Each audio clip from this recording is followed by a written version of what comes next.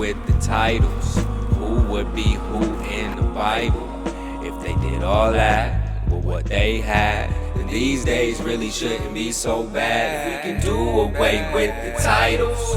Who be the ops, who's the rivals? If you could trade what you want with what you have, would you run away? Run away, no. Yo, what's up, y'all? Welcome back to the Fairly Decent Podcast. I am your host, Jason, and today we're kind of continuing our interview series. Last week we did No O. This week we're gearing up for Charge Fest again. We got somebody who I consider one of my best friends.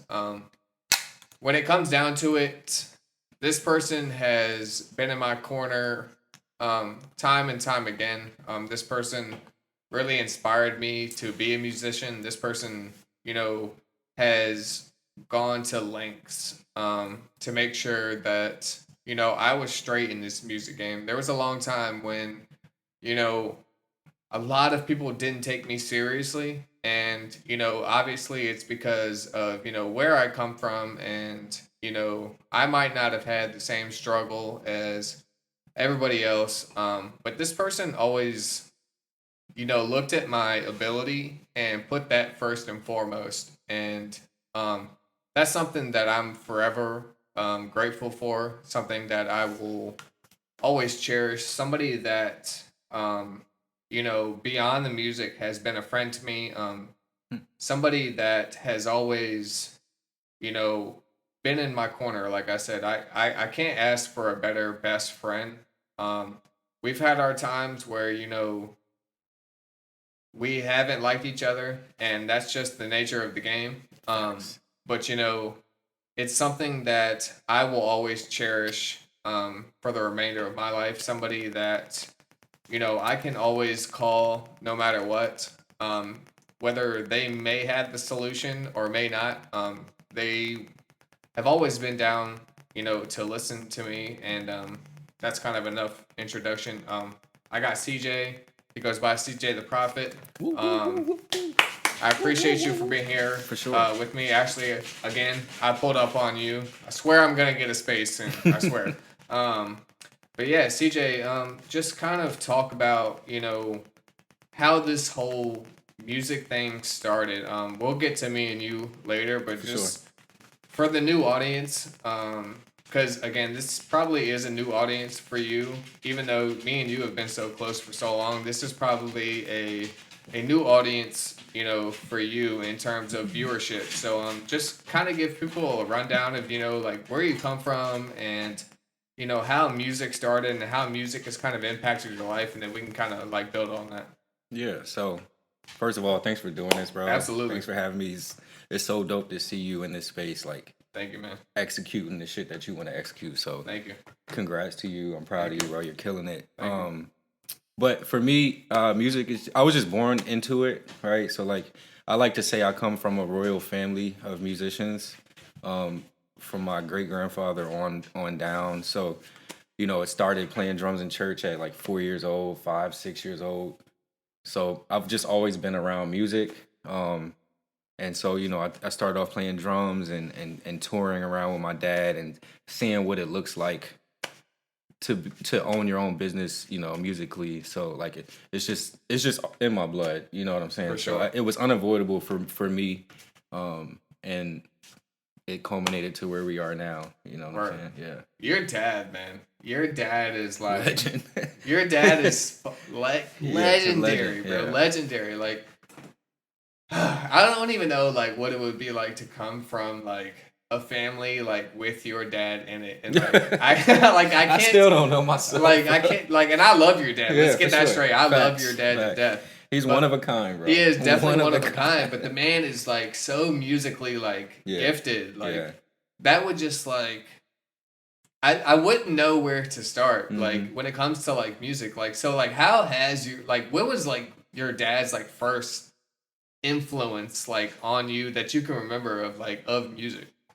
Man, I don't. That's what I'm saying. It's just, I don't know. I'm my dad's firstborn, so I have an older brother, but that's not his. Word. So I'm his firstborn, and I think he kind of just took me under his wing. You know, like you're my Yeah, for firstborn. sure. You're with me. So like I was on the road going to gigs with him and shit. And I vividly remember it was a gig in Hampton down by HU. I can't remember the name of it. Right by the Air and Space Museum. But my dad called me up to play a song. I think it was Long Train Running. Play a song on drums. On drum. He tell you, and I was like maybe 8 to 10, something like that. And he called me up and was like, "Son, come play." And I'm like, "What the hell?" Like I only play what? Exactly. And I rocked it out. And that was the first time my dad gave me the alley-oop, like, "Hey, this is what it looks like. Like, you're actually good at something. Like, let's throw you in there and see how you handle it." So you got the applause, and it was like, yeah, it was like the full like band experience for sure. Like the live perform, people out dancing, Yeah. and then there's like a kid on the drum, so they're like, "Oh," you know what I'm saying? So that was my first introduction of what music can do for people, for sure. right? So like at a young age, I got that, and he just has influenced me, whether I wanted to be influenced or not. Because, you know, you get rebellious too. Like, you don't want to do the same things your parents do. So a lot of times I still rebel. But, you know, he blessed me with a lot early, man. It's crazy because, like, I remember, like, in 5th grade, going to 6th grade. So, like, you know, they have the little, like, orientation or whatever. So you, like, you go and like you try to get like your clique of friends, like who's gonna be like, and you were in that clique of friends through 6th grade, bro. Like, and I don't remember who it was through. It was through somebody, but like we just ended up in that same little circle. And like the first time I ever heard your name, it was like, CJ. That dude is nice on drums. I was like, all right, grade, man. I was like, right. all right, man. Like 6th grade, I had like no musical ability. Right. I was like, I was straight soccer. Like that was it. I was straight soccer. So like And basketball. Yeah. So like at that point, I was like, oh well, shit. He's just nice on drums. Like that's all I know. That's his thing. Yeah. That's his thing. And then we got to middle school and like. The shit came to fruition, like the shit really came out, and then you was nice at basketball. So like we had PE together, and like that was it. Like I can't even remember our PE teacher, fat dude. But we had him in 6th grade, and I forgot it. Mr. Taylor. No, was it Mr. Taylor? It could have been. Whatever. Yeah, but shout out to that guy. Yeah, so no, like our like PE class was kind of like our wind down. Like, it didn't matter what was going on. We was finna hoop. It didn't matter if we was on the ghetto cross court, across the basketball court, or if we was on the real one. Because that cross court, that cross court through the side room was crazy. Yeah, it got real over there. It got so real over there. But like. That was my first introduction to you. So like it was like, yo, he's nice at drums, and then we played basketball. I was like, oh fuck, he's nice at basketball too. Like, he's unstoppable. Like it's crazy. And then so like going into like 6th grade, like I know at Heidenwood we had some like really trash music class. Did y'all have the same thing at Jenkins, or was it like? I don't know if it was just very like baseline. Like music class in 5th grade, I vividly remember like doing recorders and stuff. Yeah, like there was that's nothing, what ours was. Yeah, it was nothing extravagant. Like you wasn't beating on drums. Or No. We might have been doing like little clap exercises. Yeah. But nah, we didn't have that either. So like going into 6th grade, like you knew like I'm finna play these drums. Yeah. I mean, if you started at like whatever it was, 5, 6, and then finally got to do your thing at like 7 or 8, like you knew, like I'm finna play these drums in 6th grade. Like that was it. So like, going into that, like, was your dad a huge influence on that, or you already knew regardless? I think at that point I kind of took on my own journey. At that point, when it got to 6th grade, and go lay down, please. These are my dogs, guys, and they're spoiled brats. Come on, dogs. But I kind of took my own journey at that point, and you know, he pushed me, and like I had like practice music, and he would like go through it with me like every night and go through rudiments and stuff like that. Yeah, for sure. But when I got there, bro, 6th grade, I made the Seahawk band, which was like the 8th grade top level. Yeah. And I was there at 6th grade, so like that's when I knew too, like, oh, okay. like this isn't just like a hobby. Like I'm actually really good at this. So, For sure. I was seeing success at a like early rate. You know what I'm saying? Yeah. But like, I'm gonna go back to your dad again, because your dad is like, again, super legend. Like, surely he had to have been like, CJ, this is what you gonna do. Yeah, he very much so. Like because he was a teacher. First, was he teaching music at that time yet? No. I think at that time, 6th grade. I know he used to work in the kitchen. Actually, he was a baker at BC Charles. Okay. So he was there, and then I think 6th or 7th grade, he was working in the special ed department at Heinz. Okay. So he was doing that route. You know what I'm saying? But no, he did. I mean, I'm sugarcoating it, but yeah, he was on my ass. Yeah, because you know what I'm saying? I mean, like, at the end of the day, like that man is a musician. Yeah. Until like. Yeah. I hate to say it, but like until he dies, that man bleeds music. Yeah. And so like growing up, like I mean, this is such an obvious question, but I have to ask, like, what kind of music like is going on like in your household for you to like just semi fast forward to now, but like what kind of like music like was going on in your household? This is where things get weird, bro, because like it wasn't. I know it's not. I know because I've been there. Yeah. And it's not like Go lay down. Yeah, it was no like hip hop or nothing like that. Nothing. I mean, you had your typical like, you know, whatever was popular, your popular music, top 40 stuff. But I grew up, so it will start with gospel, right? So it was a lot of gospel. My grandfather was a minister of music, so like that was like the core root. But then my mother would be playing stuff like Stevie Nicks and Journey and Chicago and the Eagles, everything that goes down there. So my mom was doing that. Tina Marie, like my mom was like, oh my God, that was like her twin, bro. Like, so that, and then my dad, you know, a lot of jazz too. There's a group called the Yellow Jackets that a lot of people will not know, but that's like my favorite band of all time.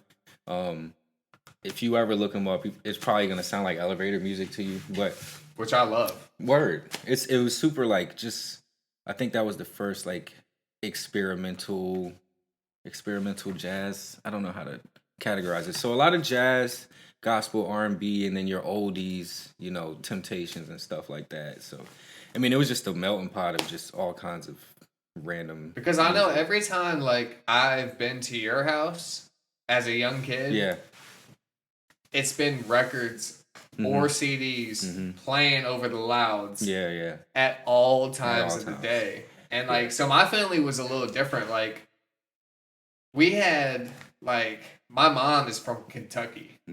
So like my mom's music like catalog is like very straightforward, like country, like Jolene, like that, or like Dolly Parton and stuff like that. Yeah, Dolly Parton, Cash, you know, just like these staple country artists, and like you get over like to my dad's side, and my dad, like right before he had me, same year we were born, 1990. My dad had a huge afro. He played trumpet and. My dad played trumpet too. He played trumpet too. I know that. That's why I was gonna bring it up. That's crazy. Yeah, and so like, my dad, you know, was kind of this like he was in this kind of not P-funk, but like, you know, like really big band, like what's the group that does YMCA? I know you're talking about. Yeah, right now. That style of music, like that was my dad's junk, like that's YMCA. I mean, that was a great era for me. Yeah, like the Navy. Yeah. Like all of that shit was my dad's shit. So like, it's funny to see like how our parents kind of like again mesh these like very different styles of music, and then like create these like spawn of like kids who love music, but like.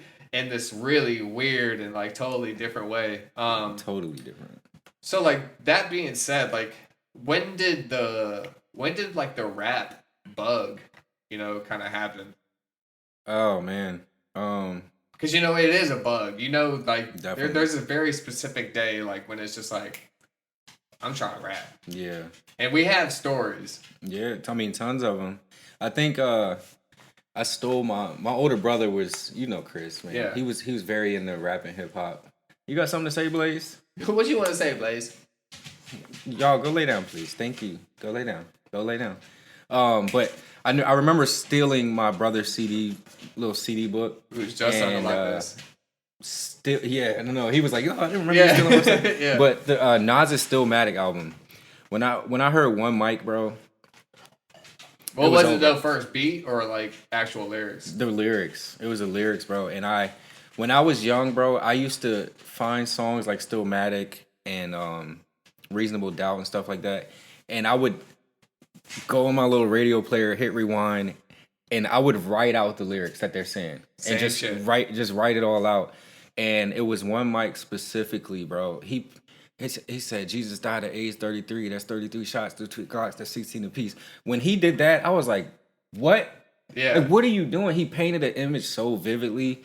And I think that was the moment that I was like, yo, I want to do this. But also, I have to give props to my man, Trey Hopkins, bro. Shout out to Trey. Yeah, Trey.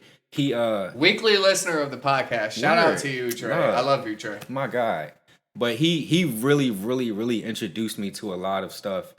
And that's when the bug really hit, bro.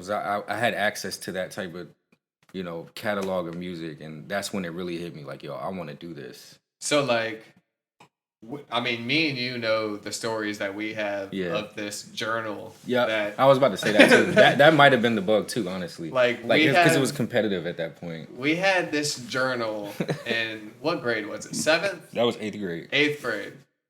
We had a journal that we passed around through.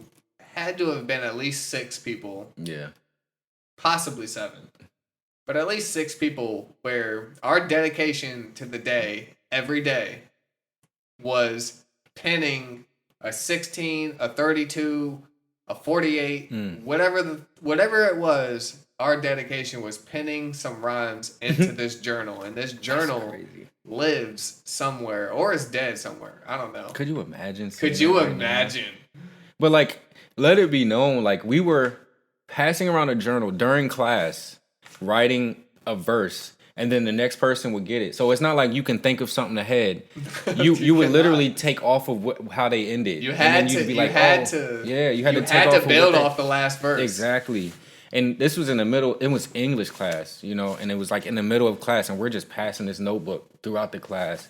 And like if someone did something dope, you'd hear like, oh, like, I don't know. I imagine we got in trouble several times. At least, we were doing that was it 8th grade? So that's like 11, 12, or whatever. So I would say that's definitely when the bug hit, because now I want to keep up. Now I want to be competitive and I want to be the nicest one. And, for sure, because that like, when it came down to it, like everybody didn't have a banging verse every day. No. So like, yo, I remember specifically someone wrote out. It might have been me.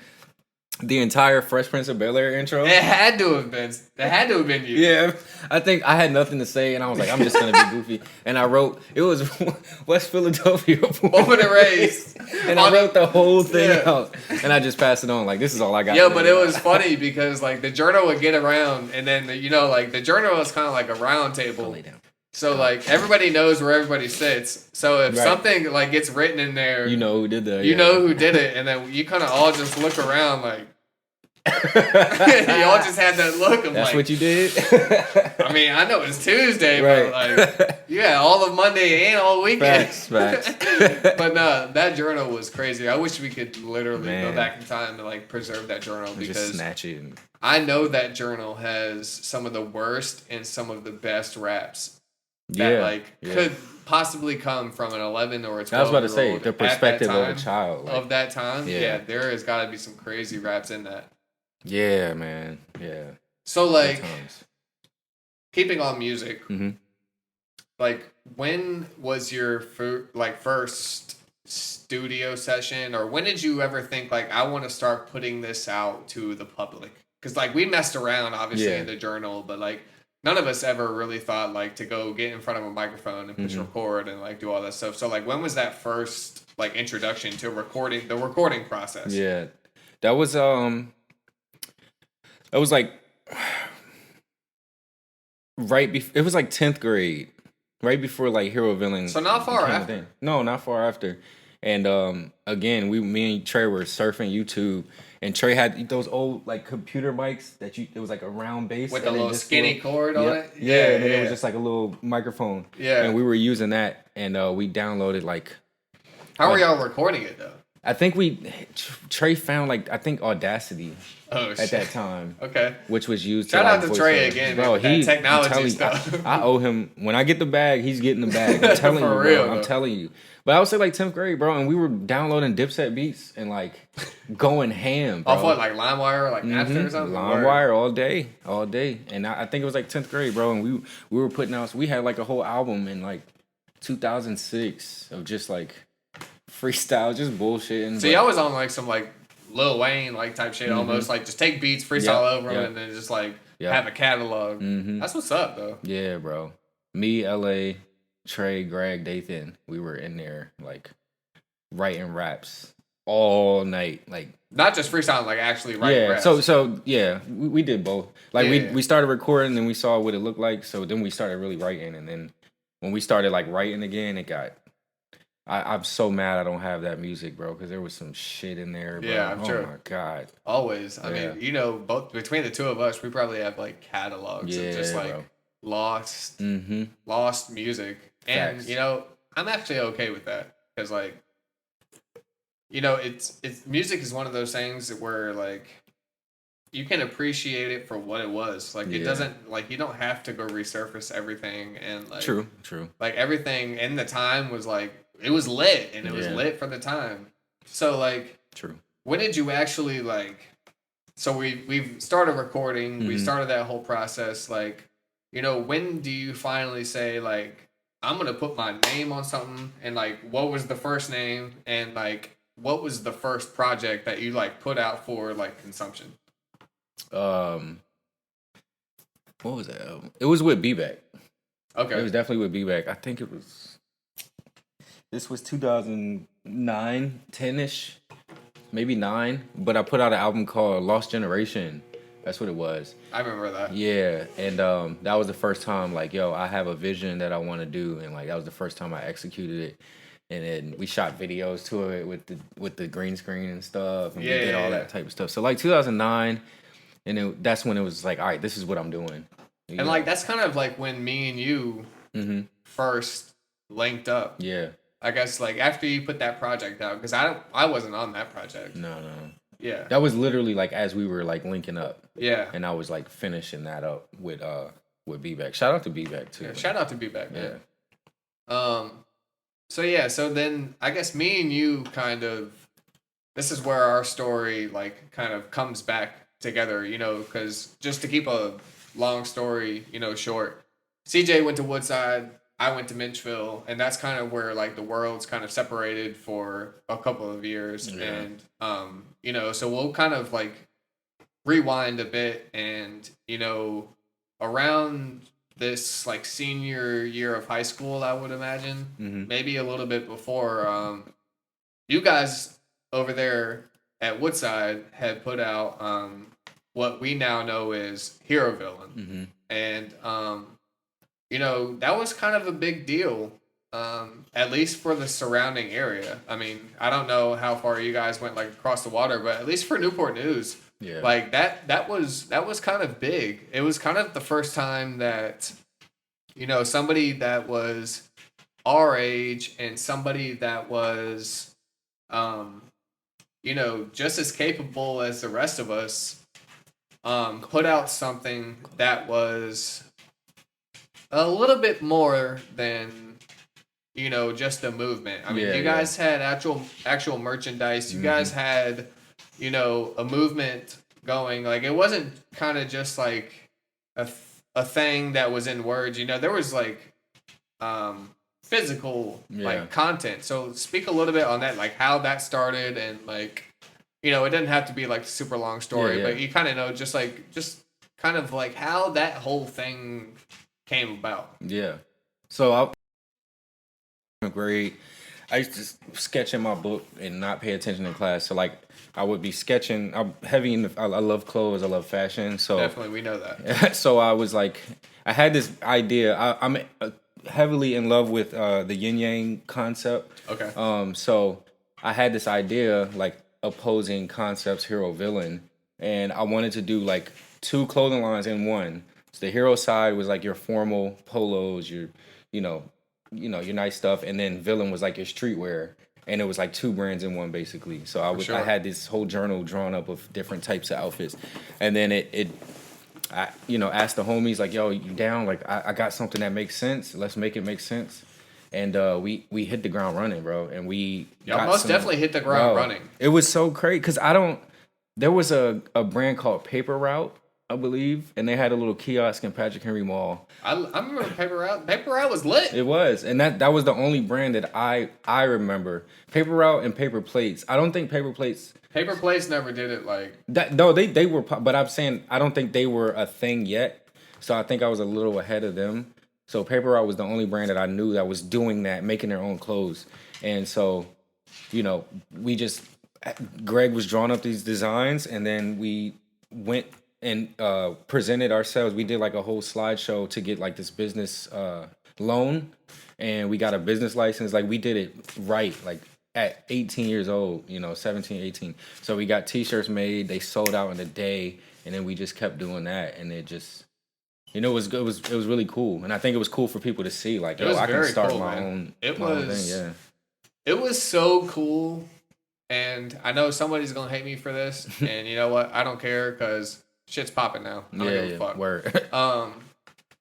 It was so cool that people who had nothing to do with it latched onto it. Yeah. I mean, that's kind of crazy when you think about for like. People under 21. Yeah. Like, for people to be so gravitated towards something to the point that they, were willing to do things irreplaceable. Yeah. To their bodies and to like. That's crazy. I'm trying to put it like. Somebody got the name tattooed on them that had nothing to do with it. And that's peace, as Flip would say. So much peace. That's peace. But yes, it's so people latched on. I see what you're saying. Yeah. No, which the main point was like, that's how cool it was. That's how cool it was. I mean, you just gotta call a spade a spade. That shit was mad cool. Yeah. And like, it was more of an idea than it was a brand because to be honest, like the logo was straight. The shit won't like. The shit was cool. Yeah. It was very cool, but like, I think the idea of what was going on was so much more cool, right? Than the brand, like the product itself. You know what I mean? Like, I feel you. Yeah. The t-shirts were cool, but it was so much cooler. Like, oh, I'm a part hero villain. Right. I was hero villain. I was down as fuck. Right. Like, I was down. I was down. Yeah. And like, I think the idea of it was like so fucking cool, man. To like get kids from, different high schools to be a part of like one family. That shit was fucking iconic, man. Yeah. That shit was so iconic, and it really is sad to like see the way it turned out. And we can get into it, we cannot. I mean, it doesn't matter to me. I know the story, you know the story. Yeah. So like we can just leave it as it is. But you don't really see movements like that anymore. Until we get to Society. Mm-hmm. Facts. You really don't see a movement like that again in our area, at least. Actually, no. Let me take it back. There was a point in time, and I have to rest in peace, Pop. Shout out to all of them over there. But Relaced was dope for a minute too. Yeah. And I have to shout out them boys because I love all of them boys over there. Drez. Hey, shout out Mata because exactly. That's his shit, and same shit. Like people latched on and did what they did. So shout out to Mata, bro. We were hero villain and Relace was like this. So you already know, man. Rest in peace, Pop. And Yeah. they were doing some amazing stuff. Amazing stuff too. But you really don't see that kind of movement again in our city until Soul Society. Mm-hmm. And so when we think about like Soul Society, I guess this is kind of where the story connects back to where we rewinded. Me and you kind of linked up through Beck, Yeah. I would say. I mean, actually, physically, we were communicating, For sure. but we just never found the time to link. And then Beck had a studio, and then he was like, "Yo, I'm about to tell JP to come through," and then boom, And so like instantly. I always remember this story, and I've heard you tell it like Yeah. 5 different times. But it's always the same every time. But it was, you had the music stuff going, and I was just barely getting into it. And like, I liked what you were doing, and we were already friends. Right. So like, it was seamless. And I was like, bro, I'm trying to do this stuff too. And he was like, all right, that's what's up. That's what's up. Yeah. And so I was like, nah, I'm for real. And he was like, all right, I feel you. I feel you. And I was like, I got on my phone and just texted this man raps every single day. Pages, bro. And I remember riding around with like LA. No, this was after that. I don't know who, maybe Kai or someone. And like you would text me, and this was past flip phone era, but No. This was like, this was still like, it was kind of still that era. it was like BlackBerry. Yeah. BlackBerry. Yeah. And you would just send me pages like, bro, check this out. What do you think? And this man was sending me raps, bro, through text. Like, and I've never ever seen anyone do that. Like, no, you're gonna like, regardless, you're gonna see my shit. And I'm serious. And I said, you know what? I respect the hell out of that. Yeah. Because I didn't know when you said that, like, I didn't know what to think. Like, Yeah, because you know like, what I'm saying? and again, we have to go back to the time. The time was what, like 2010, Yeah. 2011. I had just got off drumming with George Mason, and so I was fresh off of a whole WGI. That's a whole nother conversation. Right. A whole WGI run, and I was feeling good, and I was like, I was always rapping. Like, I knew I wanted to rap, so like I was like, I'm gonna make this shit happen regardless. So that's when I started sending CJ raps, and I was like, yo, we need to link up in the studio. Yeah. And we first link at Beck's, and I can't even remember the first shit I we was just played. thinking, like, what was the first song? I don't know. I can't even remember, but there was definitely like a vibe. Yeah. Like, and I think we both had this. I'm just gonna say it again because the platform is doing better than ever. Shout out to 2,000 subscribers. Yeah. Shout out to Hell yeah. 3,500 views a week. Hell yeah. I can't thank y'all enough. So I'm just gonna keep things 100 from now on. I think we always had this same feeling of, I fuck with what we're doing, but I don't fuck with what we're doing. Like, it was always this, and shout out to Beck. Yeah. Shout out to Beck. I want to like preface this. Of course. With shout out to Beck. We couldn't have done anything without Beck, honestly. I mean, we could have went somewhere else, but Beck held us down. Yeah. I'm gonna shout out B Beck all day long. For sure. Salute. But it just wasn't our style of music. Yeah. And kind of speak on like our first recordings. Like, we were having fun. But in hindsight, like, how did you feel about like some of that first stuff? The first stuff, we were having fun, and at that time, I just knew that it was most important for me to see what it feels like to record stuff, 1,000%. and record something and not like what you hear, like your voice and stuff. So like, it was just for me at that time was just like getting your reps up. But I do want to point out, as far as you and I goes, like whatever the quality of music was, the most important thing was that we got shit done. Most definitely. Like, we didn't get up and get high, like, and just be high and bullshit. We were getting stuff done. We would have a studio session for 20 minutes, get 3 songs done. Yeah, so like that was the thing for me. Even with Beck, he would be wanting, to do other things or whatever, or maybe not be focused. But we like, yo, let's knock this out. Let's knock this out. So, it wasn't my style of music, and I understand what he was trying to do and who he was trying to appeal to, but we really weren't in that realm. But we tried. At least we Most tried. definitely. We didn't shit on it. We tried, and and we had fun. And also, everyone loved what we did. It was always great turnouts, but Always. we did what we had to do. Like, this was us. We had a studio space. So And let's I make it think work. B-Beck, looking back, and I don't want to speak for him, Yeah. but I think he would say the same thing. Yeah. We were just trying to figure it out. Yeah. It wasn't always the greatest. It wasn't always the worst. I think we were just trying to figure it out. Yeah. And so again, shout out to B-Beck. Facts, man. I love you, B-Beck. Love you too, man. For real. So again, we're gonna intertwine the story again. Yeah. So fast forward again to one of these like cultural shocks or like cultural like movements.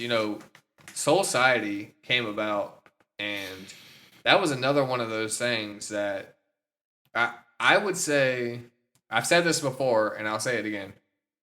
I think Society was Hero Villain 2.0. Yeah. And it showed as Hero Villain 2.0. Like, Yeah. I think the shock value and the amount of viewership and the amount of just immediate fan base and the immediate love for it, the shit just took the city by storm. Yeah, man. it did, So man. like because we have to call a spade again.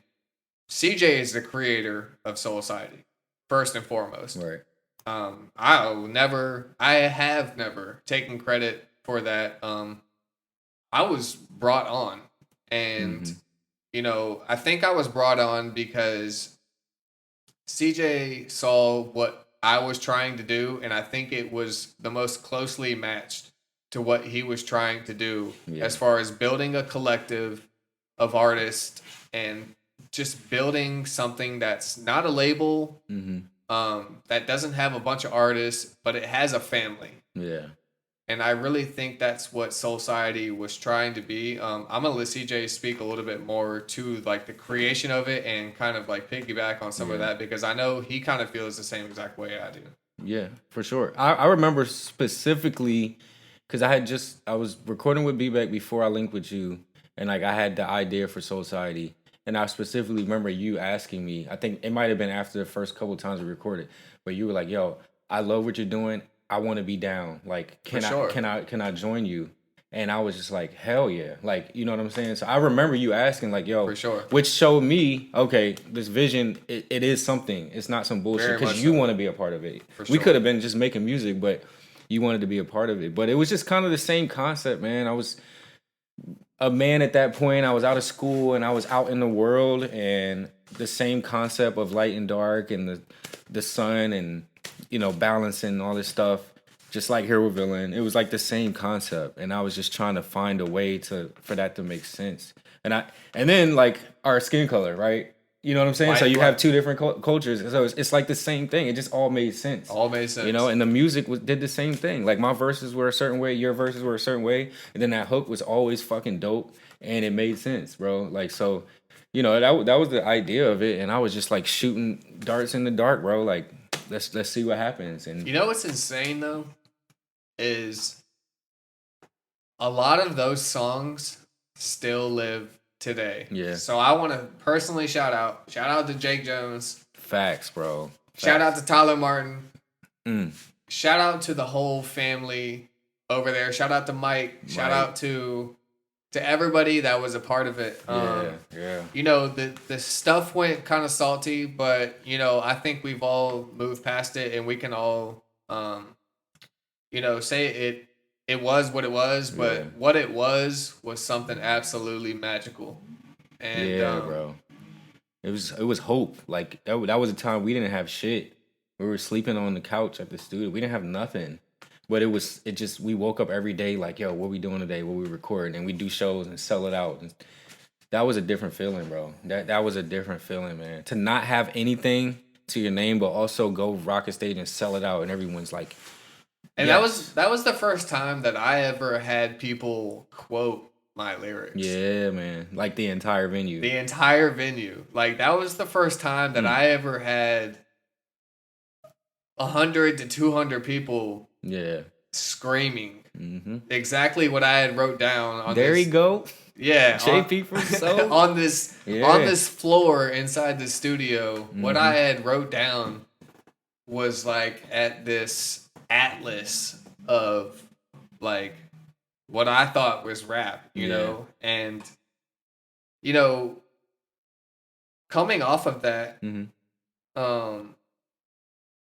you know, we did Shag Fest and we did all of that stuff, and you know, that was all cool. But you know, you found a different vision after that. So I'm gonna let you kind of speak on like that, like what kind of happened like after Soul Society and what kind of took place. So much. I know. So much, bro. I don't know. We were. And we could do the abbreviated version because I do want to do a full episode just on about this. that. Yeah. Yeah, I was in a relationship at the time, and I didn't have anything, and I was just like, bro, what am I doing? Like, I knew what I wanted to do. I want to make music, and I want to see the world. How do I get there? Because it's not doing it, and so I just decided that like I'm about to join the army. And it's crazy because my granddad did the army band, my uncle did the army band, and they told me my entire life, like, yo, you should do this. But I was like, bro, I'm not going to the army. What the fuck? Yeah. You know? But it's just like it got to a point where I had to, and I had to make a sacrifice. Like, if I want this, I have to make a sacrifice in order to achieve this. I have to. I have to. Push pause. Bet. Oh, bet. Yep. Somebody already in. Let's go. Yo. So. And we're back. We took a short break. You know, we had to relieve ourselves. Facts. Yeah, so where we left off was,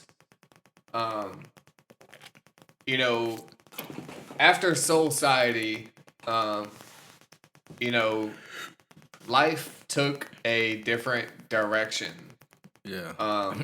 Big time. Life pulled at all of us, but specifically you, in a different direction. So kind of just recap a little bit and then get back into it on like what was going on, you know, kind of after Soul Society and kind of where are you headed after that? Yeah, so like I was saying, I just decided to join the army band. To me, that was the only thing that made sense to get myself out of the situation that I was in. And I auditioned for the army band and I got it. And then life just took off, bro. Like that was probably the best thing that I ever did for myself, man. So I just decided like this is what it's gonna take to get the money I need to support this music shit and to go see the world and get the hell out of Virginia. And that's exactly what I did, bro.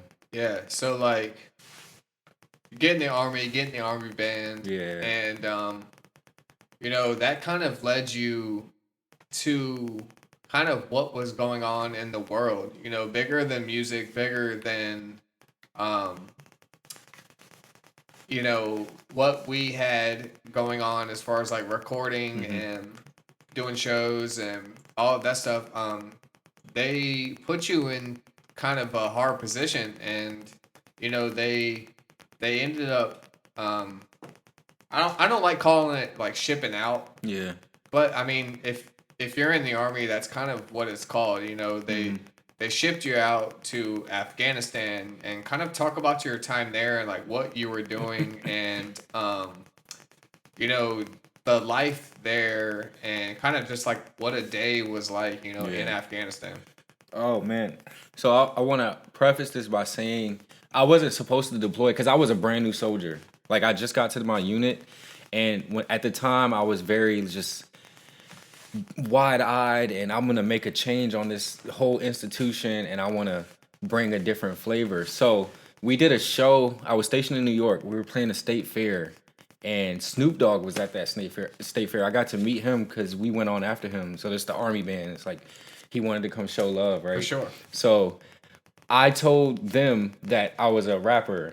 and they've never really had anyone like this. So I presented a few songs that I thought would be cool to do live, and we did Kanye West "Touch the Sky" with a full horn section, a full like with the raps. And yeah. everything. So I got off. No, Sergeant Johnston, he was playing drums, but I was the front man, and I performed in an Army uniform, and we did it, and it was so dope. And the Army never saw anything like that. And when that happened, my commander, she said, "Yo, you're coming to Afghanistan with us." And I was like, "What? Excuse me?" Like, I was not trying to deploy, but she said, "There's a whole different thing happening right now, and we need to take that with us downrange." And so that's how I ended up deploying. They already had orders cut, but they cut me in to take me out there. And so I was like, all right, well, shit, I guess this is where it's going. But I say that to say it's crazy that rap made that a thing. It sure. made that happen, the shit that we were doing before I joined. So that was cool, bro. But I get to Afghanistan, and we were there. They were at war. I can't even remember with who at the time, but we were there to help them train and help their army become sustainable. So we were there to just sustain. So is that like full combat training, or like what kind of training? yeah, like weapons training. We were giving them like American weaponry and like teaching them how to use it and basically teaching them how to defend themselves, which is what our country kind of plays. That's what we do throughout the world. We, one of the wealthiest countries and all this kind of crap. So our day to day, people were there for combat. We were there for support. So my day to day, we would pull security and secure the gates where people were coming in and out of and stuff like that. But we were also playing music for like we would go outside of the camp. And a lot of people who deployed, they didn't even get to go outside of wherever we were camped at. Like they didn't get to go see Afghanistan. Right. We were jumping on helicopters and going to local communities and literally playing for these third world countries. Like people were living in caves. People didn't have Wi-Fi. They didn't have none of that shit. Like they were living in mountains and shit. And we would set up, and it was like holiday time. It was during the holidays. So we would go play for them, man, and just make an impact. And that's when I really started to understand how valuable music is, For sure. So it was just life changing, bro. People, you think of Afghanistan, you think of war and all this crap, but like, it was such a beautiful country, man. And there's real people out there. Yeah, man. It's not like, you touch the ground with your guns blazing. Mm-hmm. Like, again, you're there to teach people who live there and people who, are a part of this life there. It's not like you touch the ground and weapons are the first thing on your mind. It's kind of like we're here to help. Mm-hmm. And it goes back to that whole like old saying that music is this like universal language. So like speak on like how like some of those performances I know probably changed people's lives, not just for, the joyness that brings music, but like a hope in people's lives. So like talk about like some of the change that you just saw like firsthand in some of these performances. So a lot of it too was giving hope to our soldiers too that had been there for so long away from their families. So we would come play songs that were home, and it just made them feel good. You know what I'm saying? And they would hear songs from back home that they haven't been able to hear or whatever. And it just gave them this drive, a huge morale boost. Like we're all in this together, and for sure, music is the thing that brings us joy. And then I remember one gig we were playing out in some community, and these little kids, they just took a liking to the drums, and they just were standing behind me like, oh, look at that. So I just gave them a pair of drumsticks and like, yo, come play on this stuff with me, and they just be tapping on it, and they're just so happy. They don't know what this is. But I would imagine that I was able to impact their lives, and like this is something else you can do. You know what I'm saying? For sure. I would imagine we brought hope to these people that don't have access to things, man, and it just gave them. There are good people in the world, and I think we brought that to them. That's so awesome, man. Yeah, like again, because we've been at war and we've been at, conflict with, some of these countries for like so long that Yeah. you just build this wall of like, oh shit, you're going to Afghanistan, like Yeah. you better have your guns ready, locked and loaded, ready to shoot. And it's like that is the case, but Yeah. that's not always the case. Mhm. And I know, just because again we've been friends for so long, that that's not always the case. I mean, some nights you go to sleep and there's bombs, Yeah. you know overhead. So I don't want anybody to get it twisted where it's like, Yeah. you just go over there and you just play music and the shit's all fucking happy. Like, Yeah. I mean, there's a lot of times when the conflict is right there. Yeah, I had a few instances, bro. Yeah. A few instances. We had some suicide bombers try to get through the gate. I had just finished my shift, and that same gate, someone came through on a little moped and, did that whole thing, which was fucking scary. We were in a helicopter one time and going through the mountain. People and start shooting at you and stuff. Started shooting at us, and then the gunners shot them down, and So it would, in the midst of bringing joy to people, like, we still had to deal with that. So Most definitely. be clear, like, shit is real out there, you know. But just try not to focus on that, because sometimes people don't know anything else, and you can't blame them for that. You know what I'm saying? And and I think sometimes, like, I mean, we all get distracted with our things, social media or video games, or sometimes a distraction is good. And I'm sure like part of what you were there to do is like provide a semi distraction to everything that's going on. But like I said, we're gonna save some of this for another episode, because we are going to spend an entire episode on just that portion of your life. So you come home from Afghanistan, and you come home to Richmond, or you come home back to New York? Yeah, back to New York. Back to New York. And then I had like a month of leave time. So, I came back to Virginia for that time. And I I came straight home to, because my grandfather passed. That's why I had to leave early, and I had got a Red Cross message. And that's a whole story that I don't know if I've ever even told you. My journey back from Afghanistan was fucking crazy, and I was all by myself. That's where you got stuck. Yeah, it was. Yeah, we're gonna say that. We're gonna say that, was a because whole. I know part of the story that where you got stuck, and Yeah. that stuff is really, really scary. Bro. When you get stuck somewhere and you don't know the language and you don't know exactly what's going on. You tell them telling you you're gonna be there for 10 hours, 12 hours, whatever the case may be. Yeah. You just have no idea what's going on because you can't really communicate with the other side. But so you get back to New York. So like, how do you get back down here to Richmond? I was actually about to get out of the army. At that point, I was like, all right, I got the money, I got in, I got all this stuff, and I was like, all right, it's time to go. And I was about to move to LA. Like, I had put my security deposit down on the crib, and I had a plan. I was gonna go out there with my homie Dan Quay. Shout out to Dan Quay. Shout out Dan Quay. And then one of my first sergeant was like, hey, I think you should stay in. I think you can make change here. If I can get you back to Virginia, would you be willing to stay? And I was like, well, where at? And he said Fort Lee, which is basically Richmond. And you get like a very nice bonus if you re-enlist and you can go home. So I said, let me make a grown-up decision. I'm going to stay in. I can go back home, be far enough away from home to where I have my own. And I just decided to come down to Fort Lee. And that's about the time I met my girlfriend at the time, who's now my wife. And I was like, I'm going to make a life that way. And, LA can wait. And I think that was just God saying, hey, not yet. There's still some things to do. So then, I came to Fort Lee. And then that's really when everything took off. And that's kind of like where me and you reconnected, because I came and stayed with you. You helped me move into my crib. And everything. Yeah, I helped you do all that. But I also came and stayed, while you were in Petersburg. Yeah. And, that was a different situation altogether. Yeah.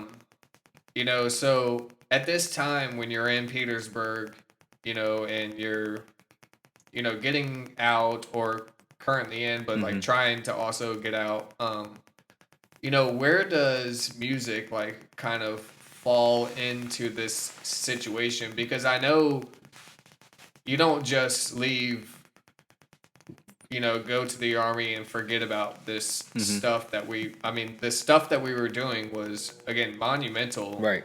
As far as, music goes for at least our area. I Yeah. can't speak for a national market or whatever, but at least for, the reachable people, what Yeah. we were doing was monumental. So, Mhm. like, where does music fall back into this, like, Petersburg life? And, like, do Yeah. you get back in the studio, or, like, what's Mhm. kind of going on in your head, like, as far as music goes? It was just like it's time. It's time now. Definitely. But to be fair, when I was still in Fort Drum, after I got back from Afghanistan and I had like a good lump sum of money, like I went and got studio equipment again. So I was in my barracks room, like recording. Like I put out an album called the Society Project right before I moved back, and that kind of gave me my fuel. It was like a SoundCloud album, which is an amazing album. I had people up there that I Grammy, you know what I'm saying? Like it was For crazy. sure. So that was the fuel for me. So when I got here back to Virginia, it was like, all right, it's time. So I set my studio up in my loft in Petersburg, and I got to it, and I just started recording, and then coming out here to Richmond, networking. A couple people I knew, and I just been blessed to get back on the scene out here, For sure. So at that point, it's just like, all right, sharpen your sword and let's go, and that's all I've been doing. So, like, fast forward, Mm-hmm. We're on this new generation of CJ the Prophet, which Yeah. I love more than anything we've ever done. Anything that, like, we could have contrived, it's something that we've always done, but I think Yeah. you finally put it into, a physical form with, Yeah. like, this pack of Lucy's. Mhm. So, like, which one comes first? Because, I get lost in the translation just because of, some, like, lives go two different ways, Mhm. and then they come back perfectly like they are right now. Yeah. But, so you start recording music, Soul Society Project, cool, Mhm. SoundCloud album.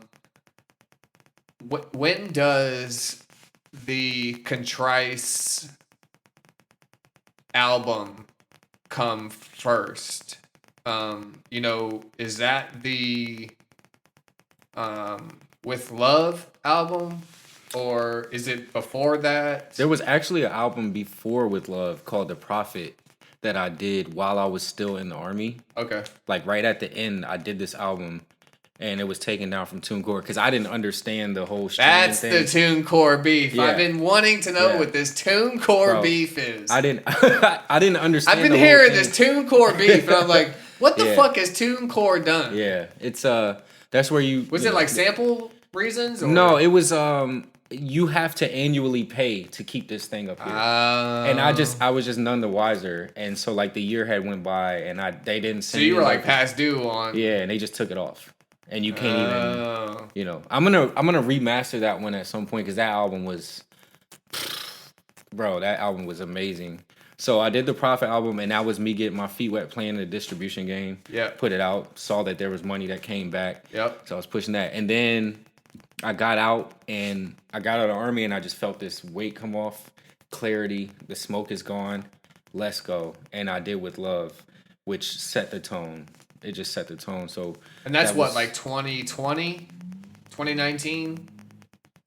Yeah, one of them. I honestly don't remember. 2018 probably? No, I think it was 20. No, this was before COVID. So It was our definitely before COVID. Okay, so Yeah. our divide, again, for anybody who doesn't know, is I moved to Northern Virginia to pursue teaching and to just get out of the same way you need to separate yourself from Newport News. I elected to move to Northern Virginia, and at this time I was teaching high school percussion and writing a lot of music for high schools and doing indoor programs and all this kind of Hell yeah. stuff. So that's where the divide kind of happens again, and then now we kind of marriage back again. Pause. Yeah. But It's like a blur, bro. it is. It's really a blur. So like, I'll just skip it to the With Love album. So this is kind of your second.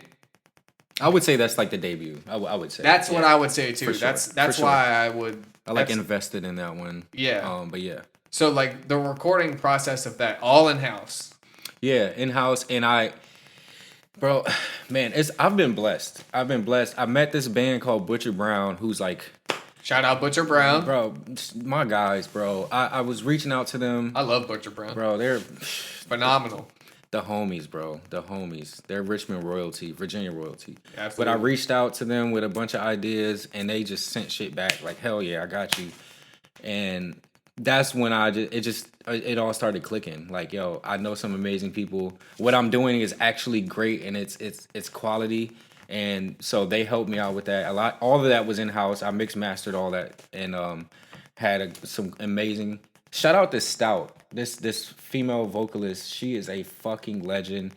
She sang on the outro of that album, multi-Grammy Award winner. And she just closed the album out amazingly, bro. And Shout out to Stout. Shout out to Stout, and shout out to Daru Jones, who played drums on one of the joints on that joint. I know that name. Yeah, he's a legend in hip hop, bro. If you know, you know. So yeah, it was all in house. I reached out for some amazing features and some help to get it done, and we got it done. And then we did the album release event in Norfolk, Virginia, with Calvin, and that just set the tone. And it's just been literally an incline. Shout out to Calvin. Shout out to Calvin, man. I miss you, dog. I'm gonna come Calvin see Clark, you. we see you, man. Yeah, bro. My guy. But yeah. Yeah, so at this point, have you built this relationship with this Richmond community? Mm-hmm. Because now the shows are just lined up. Yeah. But back then, is this when you're starting to build a relationship with this community, Mm-hmm. or are you still trying to like knock on the door, or like how is this transition, you know, from moving back here, Yeah. recording yourself, getting all these dope people Yeah. together, making this music, like when does that connection happen? I think after With Love was made, because that's when I really started doing shows out here. And that's when I met Noah, who was another pivotal person who brought me onto the scene and stuff and gave me opportunities. But yeah, that would. Wait, pause there. How does this connection happen? Is that through like social media? Noah? Or yeah, Bro, so I went to a random rap. Harsh was performing, actually. Shout out to Harsh. Shout out Harsh. Yo, he actually connected me with a lot of people too. And if you're not tapped in with Harsh, bro, he's a fucking legend. But I was at a show at the Hofheimer. It was called the Dark Room at the time, and Noah was performing. And I saw the reactions around him, and I'm like, who the fuck is this dude? And I'm in there arrogant, like, bro, y'all don't even know who I am. And Noah was rapping. And he was a Filipino guy. And, you know, my mother's, like, technically Filipino. Speak about like, it. You know what I'm saying? So I was like, oh, shit, okay. So I saw him. And then I went to this private Pusha T event in Norfolk. Me and my little brother and Harsh. It was for his artist from Petersburg. I don't remember the kid's name. But it was a private event, and I was in the VIP section with Pusha, with whatever, and Noah was there by himself. So I walked over to him and was like, yo, you from Richmond? He was like, yeah, what's up? You know, and I was like, bro, I saw you perform at the Dark Room. I just want to give you props, bro. You were amazing. You killed that shit. Introduced myself. I might have gave him a card, or we followed each other. And then ever since then, locked in. Just locked in. Like, that's my brother, dog. And, like, it just happened organically. It happened organically, bro. Because we were supposed to meet, and we met, you know? I love that. And, like, you know, fast forward to now, you know, I've also linked with Noah. Yeah, hell yeah. And did an interview last week, and it was very organic and very, you know, just an easy conversation. Mm-hmm. I mean, that dude has such, I don't even know what the word is, stability maybe, like, or comfort, like in his own, that's the perfect exactly what he's got going on. And, you know, meeting people like that is so refreshing, because that's exactly how we are. You know, like, nothing is forced, nothing is like, you know, super artificial, nothing like has to deal with followers or following. Like, everything is just on a, are you a good person or not? Are you a good person, on a very much human being like aspect of relationships. And I just, those kind of relationships to me mean more than, you know, anything else. But you know, so then we get to the, what are we on? we're on the With Love, and then Yeah. from there we go to Evolve. So no, there was a couple Lucy's before Evolve. I think there was 4 Lucy's. So that's where the first 4 came through. Yeah. So the first 4 Lucy's was just And those came out in the span of a that year. was 1 year. I put One all year, 4 out, yeah. and I mean maybe 6 months within each other. Yeah. But that Lucy started off as like, yo, I have. So I got With Love, which was a crazy conceptualized album. What's my next conceptualized album? What can I do with this music that I have just sitting around? Literally. And I was like, you know what? I'm just gonna put all this shit out. And I don't know. I'm sure I came up with the idea, but it was just like, we're gonna do a pack of Lucy's. They're gonna be. I'm all sure the Lucy's. idea has been done before, but Right. regardless, Yeah. it was your interpretation For of sure. the idea. And then the name was just so cool, like a pack of Lucy's. Yeah. Like it's literally a pack of Lucy's. So Anybody who's ever been to Red Barn in Newport News knows that you you can know about get that shit. a Yeah. Lucy for 25, 2 for Facts. 50. Facts. Legends, bro. Shout out to Red Barn. Shout out to Red Barn. But so you get to these Lucy's Mm-hmm. and you're just flying them out basically. Literally, bro. Like- and then like doing shows for each one too, and it's just So at this point, it's just like artwork and songs. Yep. There's no promotion. There's no rollout. There's no nothing. It's just, yo, I got mad songs. Here's 1. Here's 2. Yeah. Here's 3. Here's 4 type shit. And it was also like, hey, look how serious I am. Yeah, You for know, sure. like I'm dead ass. So here we go, 40 Like songs. even my boom. throwaways are bangers. Y'all gonna hear Exactly, this shit. Exactly. That's so, what's yeah. up. Yeah. And then Evolve came, and that, yeah. I love that fucking album, bro. I love that album too, man. And you know, I had to play catch up on that album Mm-hmm. just because the way that our paths, you know, turned 2 different ways and then had to cross back. I love that album. Thank you, brother. Thank you, man. To me, Go lay down. you know, over the past, I would say, so from Evolve, we have what, 5, 6, and then now is going to be 7. 7, yep. Each have increasingly got better. I don't know any other way to say it, but like, you have for sure hit your stride as far as this music goes. And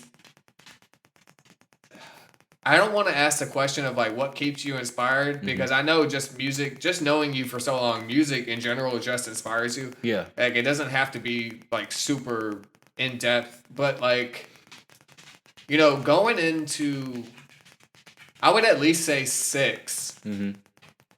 Like this pack of Lucy's shit is not for play anymore. No, it's not, bro. It's not just Lucy's anymore. When 6 happened, because 5, be clear, 5 was me.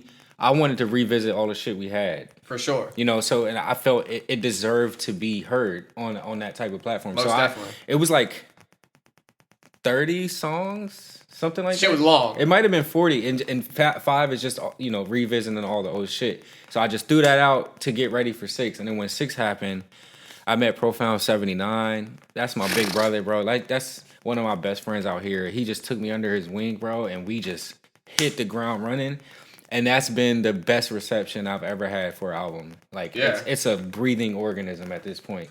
That's what I say. Like 6 is definitely the turning point of like, okay, these are not just Lucy's anymore. These are now concise. Yeah. These are very much not thought out. Right. But these are very much like, when I make this song, this shit's going on Pack of Lucy's. Yeah. This is no longer like, I'm just going to record Throwaways. 30 songs for an Right. album, take 10, Yeah. and then the other 20, I'm just going, like, that's not what it is. Where did that change happen?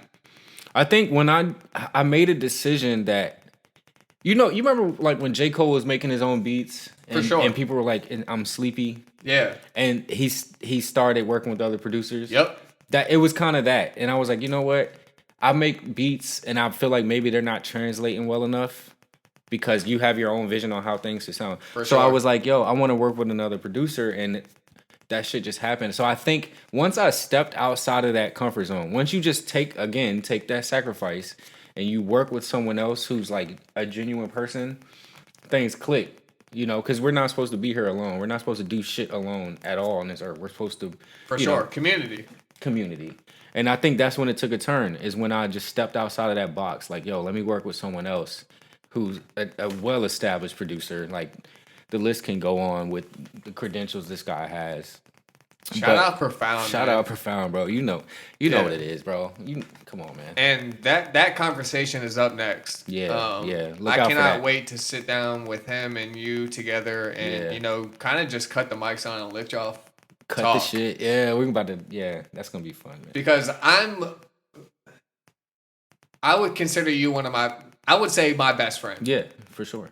But when it comes to that kind of stuff, I'm more of a fan. So, like, That's crazy. just cutting on the mics and letting that happen, is going to be something that is a blessing for me, not only, for the channel, but just for fucking hip hop and like for conversation in general, because I know like shit is a lot deeper than just like yeah, bro. inside the Instagram messages like, yo, send me a beat, yo, I'm gonna rap on like, I know the shit. We gonna get to it because there's a lot of shit to unpack for real, and we gonna open that shit up and tell y'all about yourselves like for real, for real. And sometimes that conversation just needs to be had, and it does. Yeah. In 2024, this moving forward, I don't know how to tell y'all, but it's gonna be way bigger than you ever thought this was gonna be. This idea of the podcast started out when I was in the hospital, and I had this idea always, and CJ can attest to this, that I've always had this idea of a podcast, and I just never really had anything to talk about. That was outside of what was already being talked about. And, I don't want to chalk it up to, having my liver transplant as, what led to this, but it was certainly an avenue that, sitting in the hospital and, you can't eat food, you can't drink water. The best thing you can have is ice chips, and you're just sitting staring at like, the ceiling and looking at the lights, and, your mind starts to go to, really different places as far as like who you want to be as a person and who you want to represent and like what you want to speak about. And, I just found this lane, and so I can't thank the people enough, in my life, CJ, tons of others. I could go on for days. I'm not going to because I still have a couple questions. But, we get to these Lucy albums, and, you send me 7 the other day, and the shit's incredible, man. And I think it's more incredible because I'm gonna toot my own horn. I was one of the very few individuals that got to see it happen in real time. And a lot of times you get to see albums happen in real time, like if you're on the album, right? Or if you have something to do. I have nothing to do with this shit, and I got to see it happen, through the Instagram lives, right? Through the private conversations. So, like, going into it, like, just talk about, Pack of Lucy's 7 and how this is a shift from Pack of Lucy's 1, 2, 3, 4, 5. 6 kind of created the shift, but 7 is... I would call this an album. Damn. This is an album, bro. That's crazy to hear, bro. Because I'm still looking at it as... It's maybe not. Because I've been sitting on it so long. You know how I am. I know. But it's just like a bunch of throwaways. It's not throwaways. Yo, this is... Man, this album is special because it's like... Hey, guys, I produced too. Like, let's not forget. So let's that's bring where it you're back. at with this one. Yeah. So I have some guest producers as well. But I think I produce 50% of it, and then I have guest producers. But to me, it's like, yo, a lot of these are my beats. And these are beats that I've just been sitting on that I thought would never be anything. And people like... There's no shot that in the song that you have with Theory. Yeah. There's no shot you made that beat and said, nah, this ain't gonna be nothing. I swear, bro. Bro, there's no way. I didn't know. Because especially coming out of 6, like, that was very boom bappy. And that beat, I was just like, bro, I don't know. And in theory, it was like, bro, hit record, let's go. Like, you know what I'm saying? And we Yeah. started that in Richmond at the studio. Shout out to the center. Yeah, because that's when I heard it first. Yeah. We started that Before there. it had any verses, before the beat was kind of It like was just a hook. modularized or anything. Yeah, Like, Theory just put that hook down and freestyled it. And then we finished in LA, which was crazy. But, you know, this album is very special because I got some of my oldest friends, like, you know, my man Tough Stone, my man Sad Boy. These are the hero villain guys, right? So we actually have something on wax now. So it's just this album is very sentimental and special to me. And shout out my man Ronnie Black, who was a part of a lot of this stuff too, bro. I don't even know where this man's in the shadows. I don't know where he is right now, but he'll pop out and help me do music and then leave.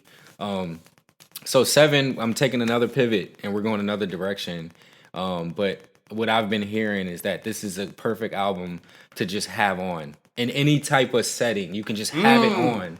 You know? 6, you kind of, I feel like you want to have that on while you're working out or you're trying to motivate 6 yourself. is one of those ones that, you know, if you're on the fence of, do I want to do something or do I not want to do it? Yeah. If you throw 6 on, if you truly want to do it, you're going to do that shit. You're going to do that shit. Yeah, facts. And if you rap, like, I feel like that album makes you want to rap. It makes you I want to don't know rap. how many people was like, damn, I wish I had that beat. You know what I'm saying? I don't need to rap anymore. And his CJ like, yo, I'm about to make an album, bro. I'm about to make an album for real. Facts.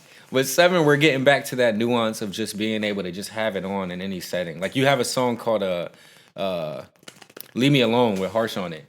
And it's just a very, like, club banger style produced by Frank Rose.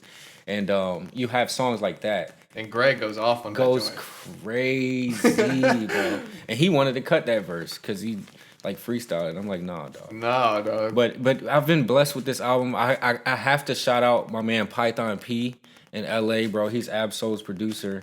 I linked with him out there, and he gave me this beat for track 2, which is called Free Throw. So he produced that. We recorded it out there. So, you know, I'm still been able to be blessed with other producers with this Most one. definitely. But I think 7's gonna.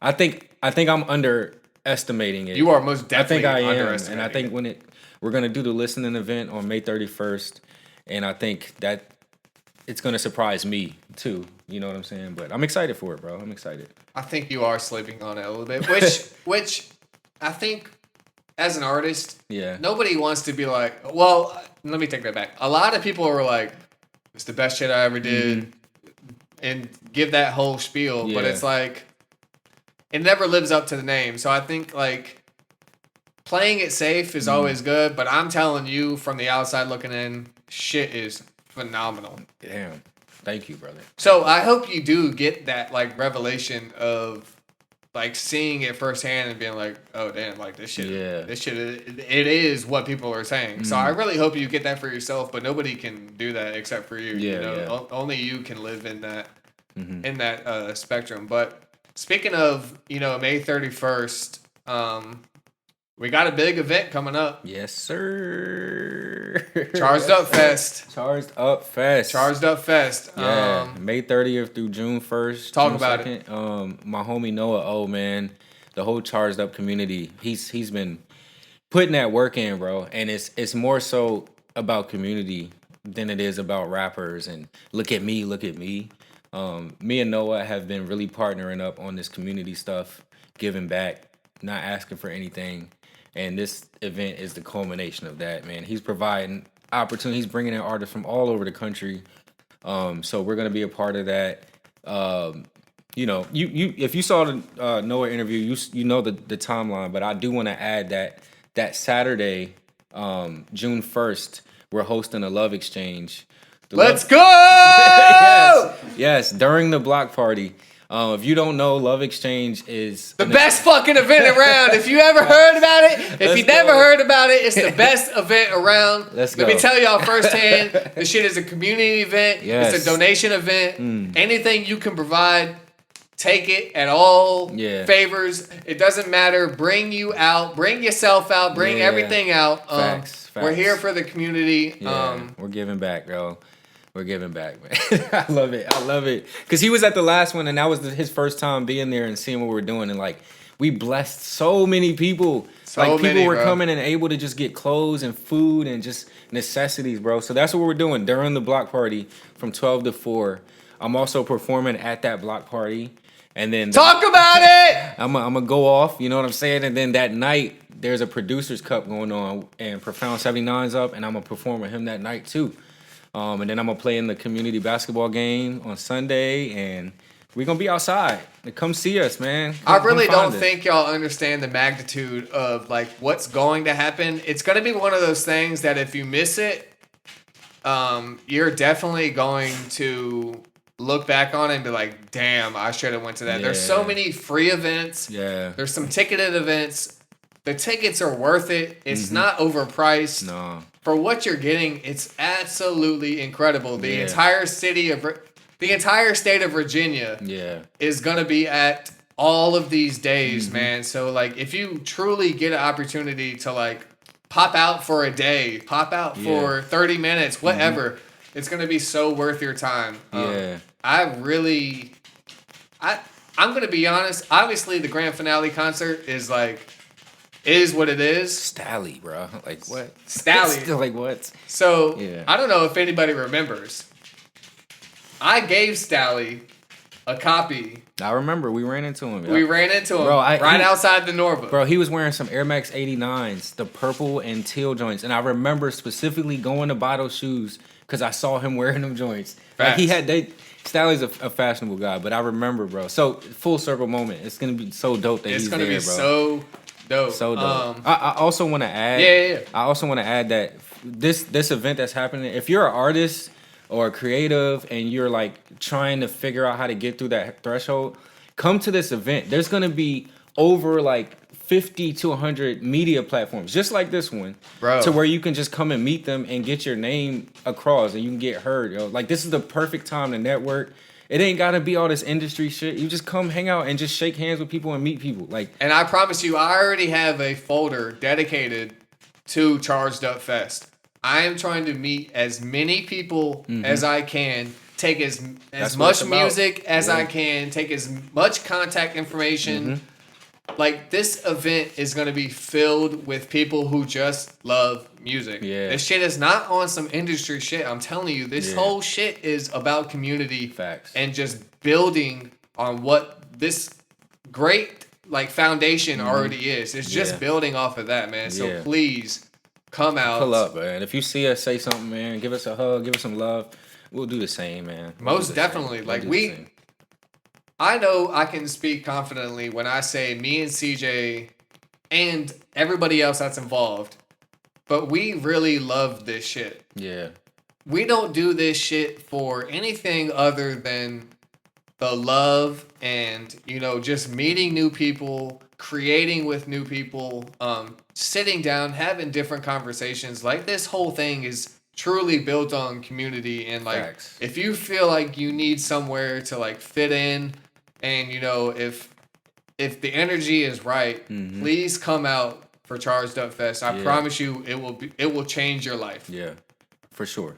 All right. Well, that's all I have. You got Yeah. anything else? Man, thank you, bro. Again, Absolutely, I'm man. so proud of you, bro. It's so amazing to see you flourish and like really step into your purpose. Absolutely. Your purpose found you, and it's however I can help. I'm here for you, man. Most definitely. Thank you to all the fans, all the subscribers, yo. Go get all the Lucy's. Go get evolved. Go get involved. Go help your community.